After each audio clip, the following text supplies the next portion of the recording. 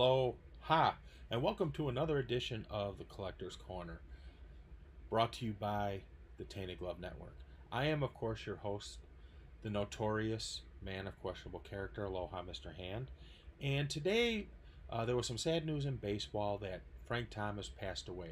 Now, before you go nuts, it is not the Frank Thomas who played for the Sox and is in the Hall of Fame, but it is the Frank Thomas who played baseball in the 50s and 60s with teams like the Pirates. So, taking that news into account, I decided that the latest episode of Collector's Corner I would do around Frank Thomas. So, as you know, the Collector's Corner was a project I undertook during the pandemic to try and get my arms around the memorabilia collection that I have, and I'm finding more and more things that I'm like, wow, forgot I got that. I forgot I had that. And as you can see, let me do it this way. Over there, you can see I got Frank Thomas right there on my wall. Great picture I bought at the Hall of Fame a few years ago. But, so let's get started. First thing I wanted to show was something that I got recently done, and I showed it a couple episodes ago, but I figured since I'm doing a Frank Thomas tribute, it makes sense to do it now. And that is the replica Hall of Fame plaque that I did get autographed by the Big Hurt. As you can see, Hall of Fame 2014 right there. This turned out much, much, much better than I thought it would. I am at some point going to get this framed, but this turned out so much better. I'm ecstatic how this turned out. So the next item is an autographed baseball that is PSA authenticated. As you can see, Frank Thomas, 35, with some stats there. Hall of Fame 2014, 93, 94 AL MVP, member of the 500 Home Run Club. I do have a couple of other, I do have his 500th game, 500th home run game ticket currently at PSA being authenticated. And I also have another ticket, if I can find it here, from his, what would be his third game in the major leagues. He was in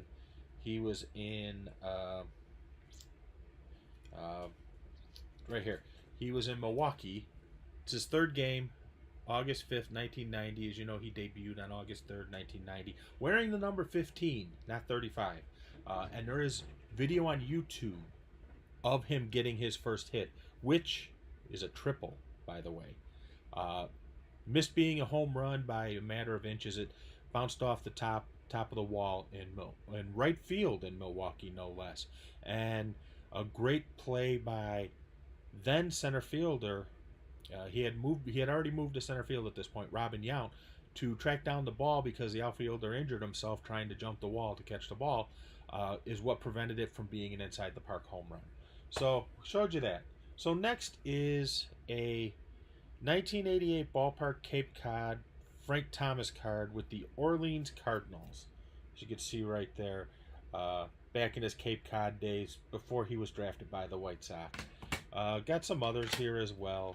The 1987 Pan Am Team USA Frank Thomas card.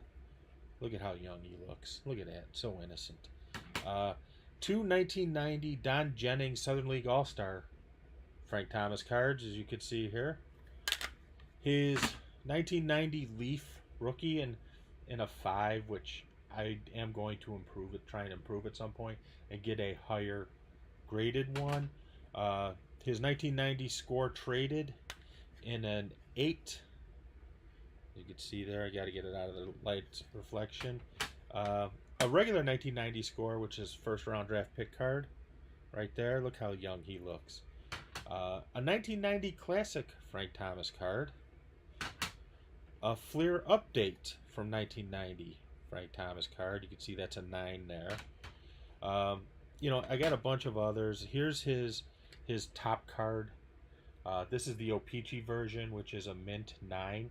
And one thing to know about this card, this particular 1990 Topps card, there is a variant card. I shouldn't say variant. There is a air card on it, because you can see its reference here, 1990 Topps, Frank Thomas name on front, and you see his name down at the bottom there. This is a 7. There is a card out there. There are cards out there this card from Topps that have no name on it. They are quite valuable. My understanding is that Rally Road, an auction house, I wouldn't say an auction house, but a facility that lets you buy shares in sports memorabilia, which I do have shares in different things. Some Jordan stuff, uh, the Honus Wagner T206 card, I have shares in that, and some other sports memorabilia, and a couple comic books too, including shares in a Batman #1. Yes, Batman #1 from like 1940. Um, there's rumors that they are going to have that available for buying shares in soon. I haven't seen a date set for that yet, but that is coming. Now, moving on to some other cards I have that I figured I'd show off just for the heck of it. Um, you know, I got a lot of different cards. Here's an example I have. I have the 1993 Topps Frank Thomas card. Of course, 1993 being a big year, that's his first MVP award. The Sox won the division, lost to Toronto in 6 games, losing 3 home games. The 3 games that were played at then New Comiskey Park, and winning 2 games on the road in Toronto. And they lost games 1 and 2 here, won games 3 and 4 in Toronto, lost games 5 and 6, 5 in Toronto, 6 here. This is the Topps Gold version of that same card. As you can see, the name down here is in gold. And then this is something I came across a while ago. It is a pre-production sample of the 1993 Topps card. As you can see, stamped on the back, 1993 pre-production sample. So usually these cards are worth a little bit more. How much, I really don't know, to tell you the truth. But, I don't have no designs on selling it. But a couple other cards that I really like. This is the 1993 Topps Black Gold Frank Thomas card. As you can see, it's in a 9. I have the entire 93 Black Gold set. Uh, Something I was able to get my hands on way back in the day. I will admit that some of my collecting took a hit as a result of the lockout in 1994. But I did get back into it a few years later, so I do have a lot of stuff. And here's a 1992 Upper Deck checklist for the White Sox with Frank on the cover. You can see Comiskey Park, him with the bat. I just like how this card looks. This may be one of, if not my favorite card. I just love how the card looks. I love the picture on it, and I had to get it in a Gem Mint 10, and that is the 1992 Topps Frank Thomas. I just love that card. I love the look of it. I think it looks cool. It's something different. It's awesome. As you can see, it's in the Gem Mint 10. I do have other copies of that as well. As you can see, I have a 9 and 2 9s for that as well. One is the Topps Gold in a 9, and the regular version also in a 9. So, now a couple other unique cards that I had to share. One is the 1992 Upper Deck Tom Selleck Mr. Baseball. It's SP number 4, and this is a 7 near mint. You'll see Frank there in a New York Yankee uniform. If you remember the movie, and not a lot of people do because it was in and out of the theaters real quick, it was not a hit. Tom Selleck was a first baseman for the New York Yankees and had a couple. He had a couple World Series titles. He was like Don Mattingly, but he had the rings. And here comes this up and coming hotshot kid, played by Frank Thomas, a young Frank Thomas, and they show him hitting bombs in what is the spring training in the movie. He's just hitting bombs while Tom Selleck finds out that he has been traded to I believe it was the Tokyo Giants in the movie. But I just like how this card looks. I just think it looks cool with Frank sort of checking him out in the back in the Yankee uniform. Was afraid he might go to the Yankees a few times during his career, but it never happened. Thank goodness. And then here's another one I like, the 92 Bowman set. I have this in a 9. It is a Frank Thomas gold foil card. Nice one to have. These two are a couple of my favorites as well because of the significance of when the picture was taken. This is the 1991 Stadium Club Frank Thomas card. Why is this picture significant? Based on the fact that it's daylight, And based on the fact that it is Old Comiskey Park, this had to be taken on September 30th, 1990, which was the last game ever played at Old Comiskey Park. That's because how do we know that? Because we know what the schedule was, and that's when they unveiled these uniforms. That last series is the first time they wore these uniforms. So this picture had to be taken September 30th, 1990. That also applies with these 1991 cards as well. It's the same card, but you'll see there's a difference on one. This one is what's called the Desert Shield card. You can see it has the Desert Shield logo up top. A Topps Desert Shield set is quite valuable. This one is an 8, and it was produced at the time.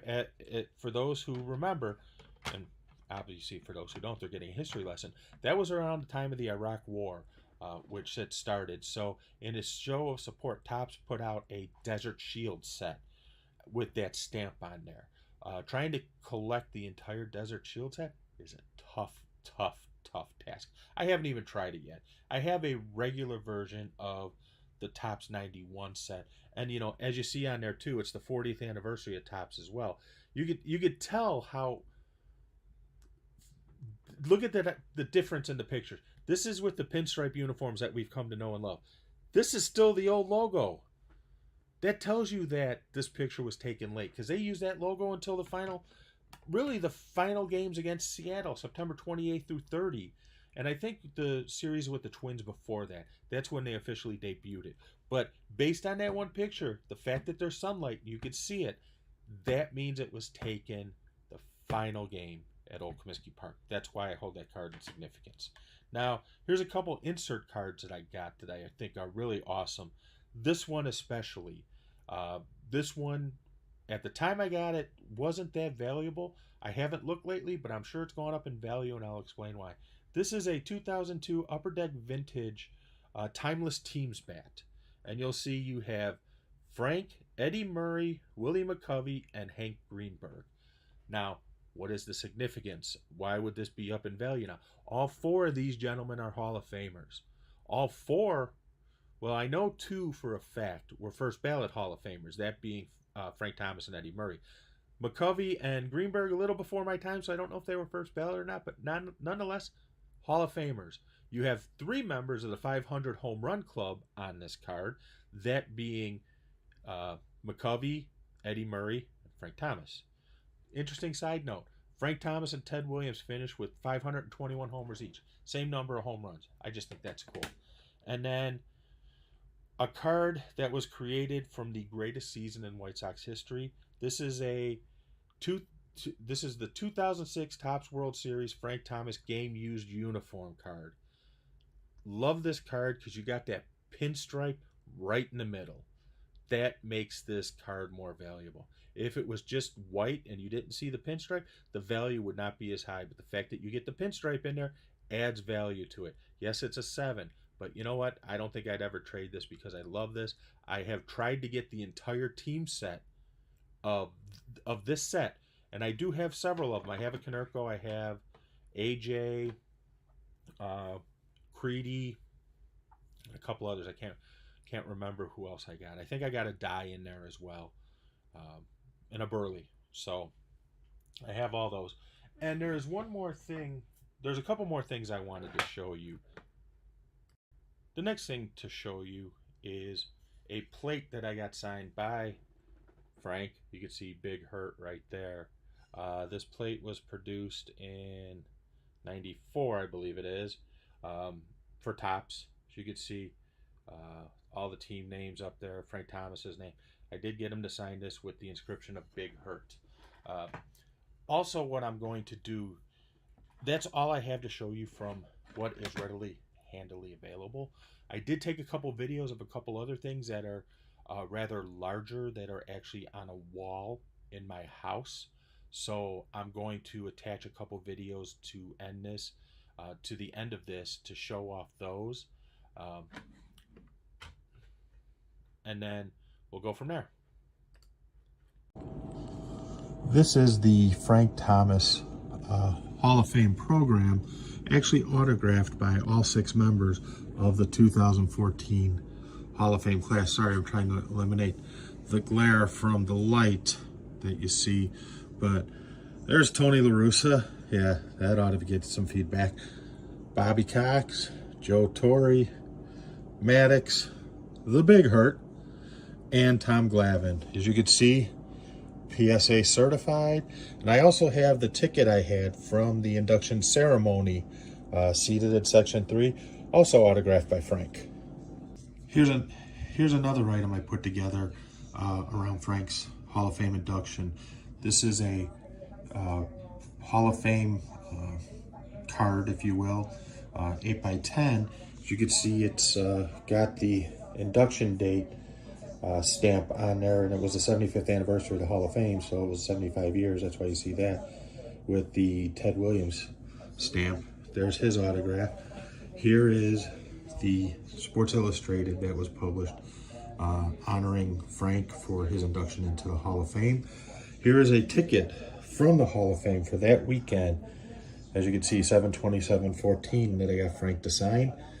Also got a Hall of Fame postcard for Frank to sign, and then a pin from the 2014 induction for Frank, and then another pin for the 2014 induction for Frank.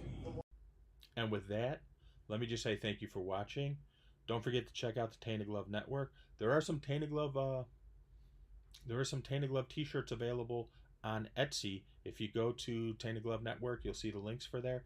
Go and check it out. There's some shirts for Tainted Glove. There are some shirts for Yumper and Zvo at the show, and of course the It's Getting Drafty in Here podcast as well. And then there's a special Zvo shirt that you should really check out. But with that, that's all I got. If you have any questions or any requests of things that you would like to see, I can see if I have it. I'm not guaranteeing I do, but I may. You never know. So with that, thanks for watching, and aloha.